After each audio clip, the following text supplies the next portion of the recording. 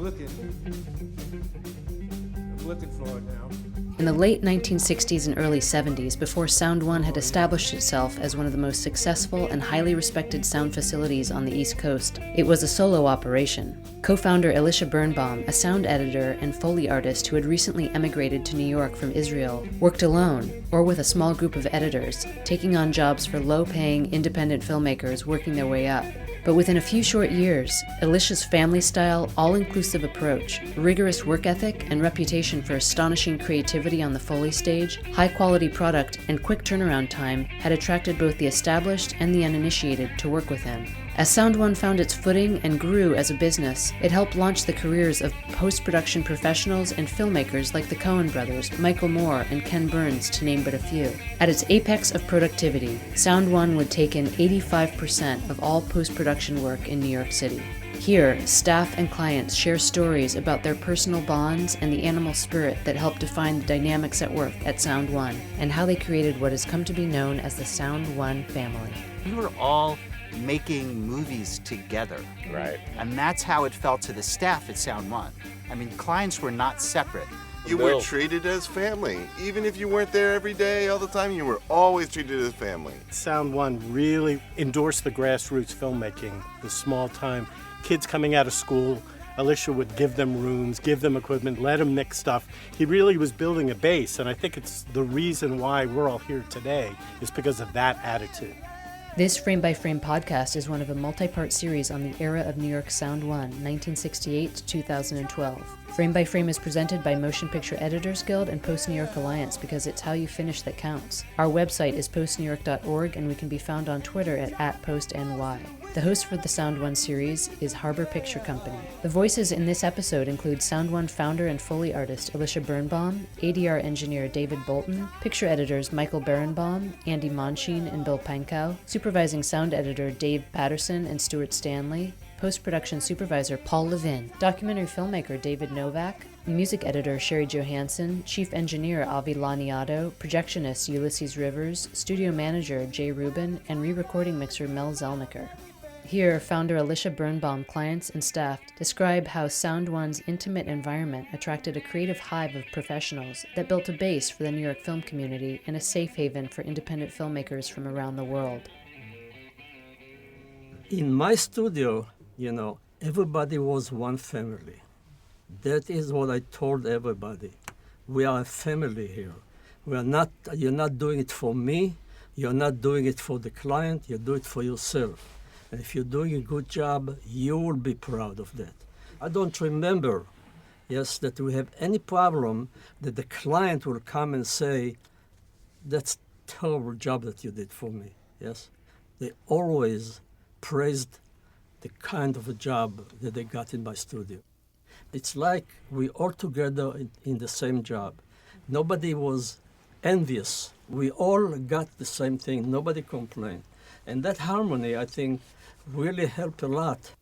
I tried to help people because a lot of people came out of school, yes? They know very little. They don't know a lot. But I know from my experience that if you don't give them a chance, really, they're never going to learn, It was such a friendly social atmosphere back then.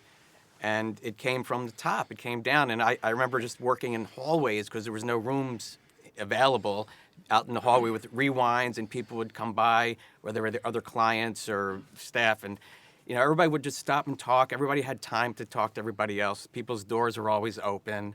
And you were able to just that's why we all are so friendly here. It's like old home week here because everybody interacted, and all the permutations, you would go from one job to the other. You would meet people on the floor, and then they would hire you on the next job. And you'd go, just one job led into the next and just went on and on. It was just such a great place to be. I never really was employed at Sound One. I was always just a client. But when I would call Bill or Jim or Jay, I was never treated as a client. And that's why I was treated as part of the family. And whatever I needed, we'll help you do it. That's what we're going to do. We're going to get this. And it was... That was all Bill. You were always treated Bill. were treated as family. Even if you weren't there every day, all the time, you were always treated as family, And whatever you needed, We'd figure it out. That was the attitude. As you said, a lot of us were not employees of Sound One, but as a client, my earliest memories were sitting in a transfer room with Frank Cadden or Alan Beyer or Elisha, listening to sound effects that we were going to choose, or the editors had directed us to choose to bring to the editing room to work on. And by doing that, I would say, well, gee, Elisha, we don't seem to have this or that. And in his accent, with his voice, which I won't attempt to imitate, said, don't worry, if we don't have it, we'll make it. And there was a history of us doing that. I worked with a film called The Next Man with Maurice Schell, and we went out and got a car door from some jalopy that was abandoned somewhere and brought it in, and we used that to make sound effects. And on the Whiz, we went and got these trash cans from the subway and brought it into the third floor, which was just getting rebuilt, to make sound effects. And it was just an intimacy of working with people like Frank and Alan and Elisha, and getting to know people like Lee in the mixing studio. And you spent hours and hours in a dark room with these people, and you got to know each other in some personal way. I mean, even though it was a client relationship, you got to know each other, and we're still here today talking to each other in the same way. You know, coming in as an outsider, I came in to do a movie in 1992, and I came on my own because I wanted to work as a local in New York. I had been working in LA for a little bit. And I came in the doors of Sound One, and Jay was there, and Jim Gardner was the messenger on the counter, and I met Bill and Stephanie Sacrapanti. And I then left and came back in January to finish this movie, to be there for 6 months. I knew nobody. These people took me in as if I was one of their own. We'd have these little get-togethers on Friday night in Michael Kirschberger's room. Lee was there. Paul Socek was there. A whole bunch of you guys went in and out there. And it was a great time. And then I finished the movie, and I went back to L.A. where I lived. And I'm walking around during the summer. I'm looking for work. And I'm at home, and the phone rings, and it's Bill Nisselson with his voice. Hey, Paul, when are you going to come back to New York? We want you back in New York. And because of him, and because of you guys, I started doing more movies there. And then finally, my wife, who was from New York, just said, this is ridiculous. You spend more time in New York, you work there, so you should move there. And that's how I got into this group, and I wouldn't change it for anything in the world. Everybody trained everybody, right? And that came right down from Bill and Elisha, but it continued. And when you came in through the Sound One doors, particularly as a messenger, ultimately you ended up in transfers. And the entire vibe of sound transfers was Rocky Tortorella. That's right. And Rocky just set this tone, not only the training tone, because he was an amazing teacher, that we all then passed on to everybody else who came in. I mean, I remember teaching Rob video transfers. I remember teaching Bobby sound transfers. You know, we all passed that on. But he also taught us the importance of the client, but not as a client. I mean, we were all making movies together. Right. And that's how it felt to the staff at Sound One. I mean, clients were not separate. And, you know, my wife was a client, right? I mean, it's like clients were just not separate at all. It was part of the process. And when you're in transfers, there wasn't a room in the building that did not go through transfers. Didn't need transfers, right? Right? They needed sound transfers, they had picture transfers, all the departments came through. We knew everybody in the building, and we were all in it together. And Well, the timing also, because Sound One was growing once Lee and Tommy came along, made it easier for everybody to move up if you were ambitious. Yeah. Because Bill loved somebody that would stay. Right. Right. And if you were one of those kind of people, then he made the path very easy for you. The quick story before that was that Elisha, I worked for Sound One for like 6 months because Elisha said Hopscotch needs somebody to sync the dailies, and I didn't know how to sync dailies, and he showed me. This was '79. This was '79. So I sunk up the day. I learned how to do it, and Dan Lieberstein at the same time came on and was helping out, and Elisha needed him, and we were going to be the sound team at Sound One, except we weren't in the union. And so we couldn't do a number of the jobs that they wanted us to do. So Dan and I went to the union and talked to them, and they said, well, if you unionize the shop, you can become a part of the union. So we went to Elisha and said, so we want to unionize the shop. And he was like, will it cost me more money? and we were like, yeah, probably, you know. And he said, I'll tell you what, you can unionize the shop, and then I'll fold the sound team, and you guys can go and become you'll be in the union, and then you can work. So we unionized, Dan and I, and then immediately quit. So it didn't cost him any more money. And then he hired, then we got a room and started doing the stuff that he wanted us to do. So, but it was total Elisha trying to find a way to help us because, you had to be in the union to do a number of these jobs. And while I was doing the hopscotch thing, you have to kind of explain what Phil is. Phil is the old movies that are no longer old prints used at the time. I have none left. Yeah. And you would cut this into the mag tracks in order to keep those in sync. But occasionally you came across really interesting old movie reel. Yes. And when I was working on a hopscotch, I came across a reel of Godfather 2.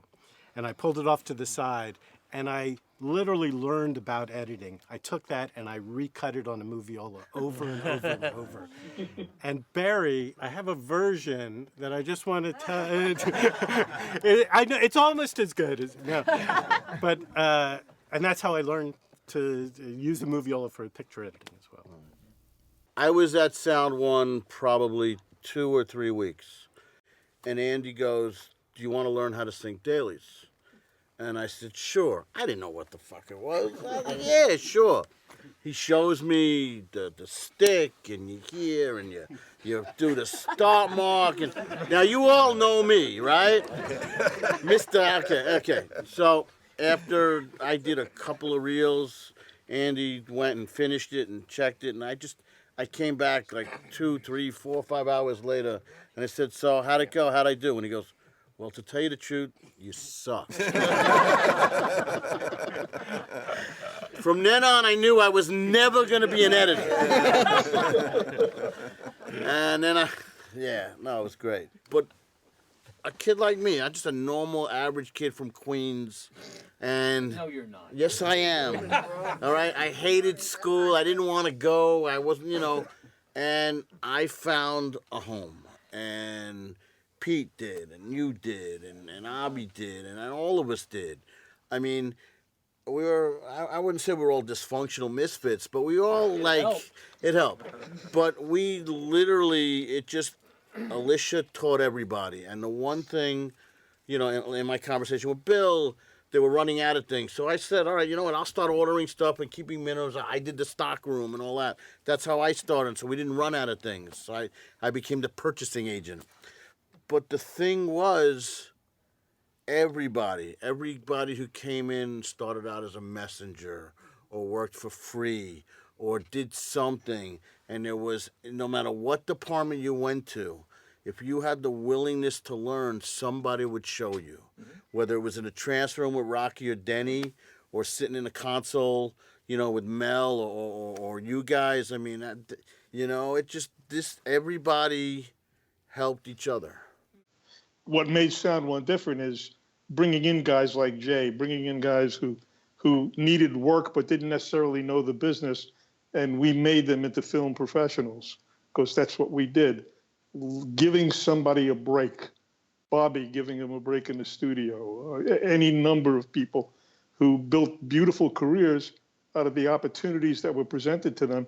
And basically that's one of the things that was wrong at Reeves and at the Sound Shop and at Transaudio, where you had this very, very steep pyramid with a tiny little point at the top, and all these people shuffling around the bottom, waiting 10 years for a chance to sit down with a fader in their hand.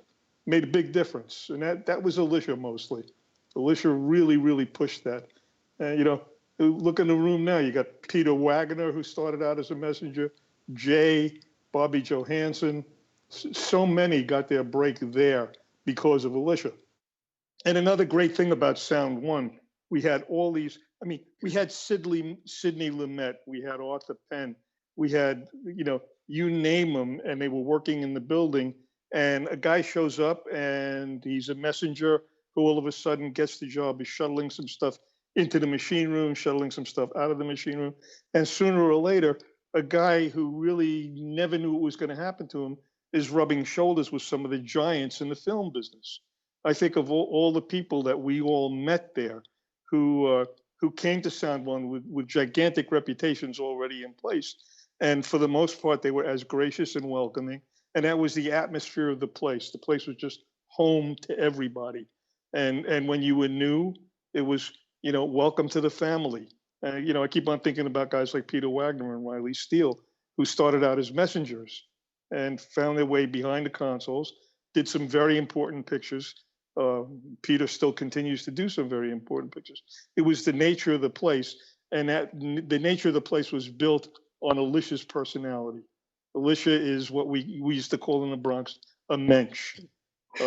Always has been, always will be. I love the man like I love my father.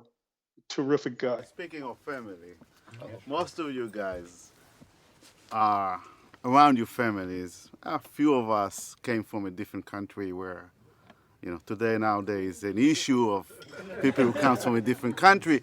But me, for example, I came from Israel and I knew no one. And I came in through the door and I didn't know anyone. And I got a little corner in the shop. And 4 weeks later, I started to get to know everyone.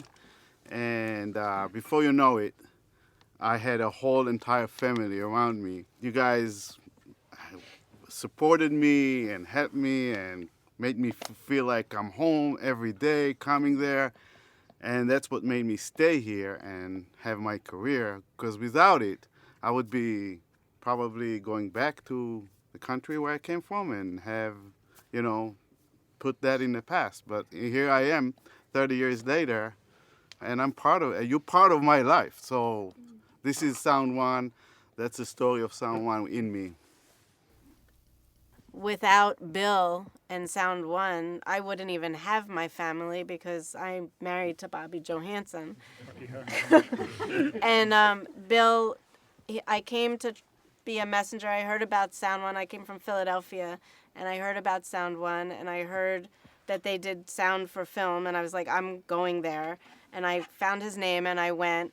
And he was like, you look a little small. I don't think you can lift boxes. I was like, no, I can. I really can. And he's like, if you just keep bugging me, then maybe I'll hire you. I was like, okay. So I went back to Philadelphia. I called him 3 days in a row. He's like, okay, already. I'll hire you. So I came, and Stephanie and Bill, they gave me a box of 10 reels of film, 35 millimeter film, on an old-fashioned hand truck, like when they were first invented, to take on the subway. They gave me a subway token and said, take this down to Greenwich Village. And I was like, where the hell is the village? And how do you get there? And somebody's like, you take the F train. I'm like, okay. So I went with my 100-pound box on a hand truck. And I go outside, and the hand truck breaks in half. And I was like, oh, my God. If I come back up, these people will, tell me to go back to Philadelphia. So I, saved half of the hand truck, and I got some guy on the street to help me take the boxes down to the subway. And then I found another person to help me take it off the subway. And then one more person to take it 4 blocks to a walk-up, a, 5-story walk-up. The guy comes down. He's like, hello, I'm like, your film is down here. He's like, okay, he comes, he takes it. I go back to Sound One, I go to Stephanie. I'm like, okay, here's what's left of your hand truck. Your boxes are delivered. And then 2 weeks or a week later, he puts me in with Tommy in The Last Temptation of Christ. I'm 2 weeks out of film school working on Last Temptation of Christ with Tommy and Martin Scorsese and Thelma, and Peter Gabriel was the composer. Well, you guys, you guys came from the background.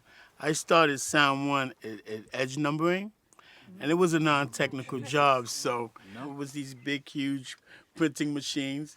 Then everybody started getting their own Acme machines and things like that. So it got to the point where Ulysses wasn't needed anymore. It wasn't non-technical, and then after talking to Bill and Jay, it took some pushing in, and they all took me in. Sometimes was the machines room was kind of rough for me because, Tommy and these guys okay, let's go, hurry up right now, you gotta string these reels up. I'm like, okay. But it you know, to come to work also, and you know, you get on the elevator, you with Martin Scorsese. I got a kick out of that too, you know. Like you got to meet everybody, and I got to work with Michael Jackson too for a couple of days. I mean, everybody can't say that, but yeah. So it was really a fun job, and I love all of these people here, everybody here. I love it all. And when you were running the projection, you were doing projection for ADR in Studio E. Yeah. You were one of the best guys to work with. I always enjoyed working with you. And you had the best picture collection of anybody. You managed to get a photograph of yourself with every single person who came in to record. Speaking about family, my second born was born when we were doing Easy Money. And I remember, it was Barbara Tano and them stepping over Jacob when diapers were being changed in the cutting room and this and that. As he grew up, Jay took him in to Sound One and hired him and then worked with Jay. Jacob is now at Warner Brothers. And I always thank him for that, for taking care of my family from the family. It's my girl.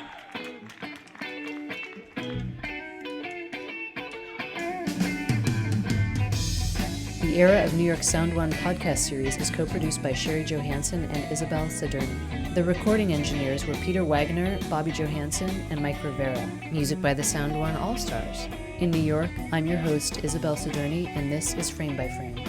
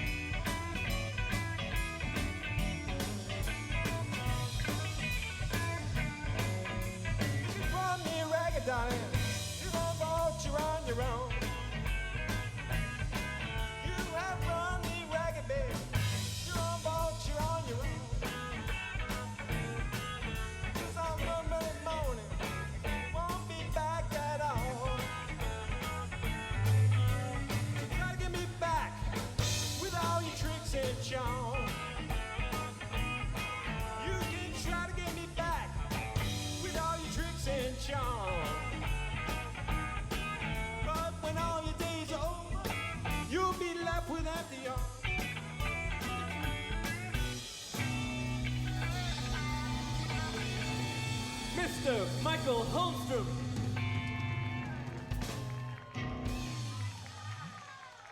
Thank you.